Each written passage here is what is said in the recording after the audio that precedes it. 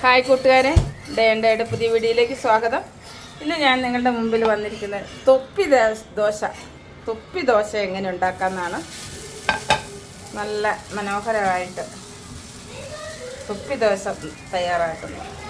നമ്മൾ ദോശക്കല്ലിൽ ഇതുപോലെ ദോശ സാധാരണ ചുടുന്നത് പോലെ നെയ്യൊക്കെ തൂത്ത് ദോശ ഉണ്ടാക്കി, എന്നിട്ട് അതിൻ്റെ ഒരു സൈഡ് ഇത്ര ഭാഗം ഒന്ന് ചെറുതായിട്ട് കട്ട് ചെയ്തു, എന്നിട്ട് അതിനെ തിരിച്ചിട്ട് തൊപ്പി പോലെ മടക്കിയെടുക്കും. കുട്ടികൾക്കൊക്കെ അത് കാണുമ്പോൾ ഭയങ്കര ഇഷ്ടപ്പെടും.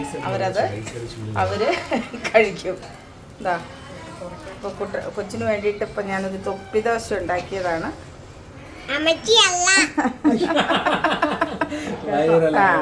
അപ്പം അത് സാധാരണ ദോശയാണെങ്കിൽ തിന്നിയല്ല. അപ്പം തൊപ്പി ദോശ എന്നൊക്കെ പറഞ്ഞ് വെറൈറ്റി ആക്കി ഇപ്പം അത് കഴിക്കുന്നുണ്ട്.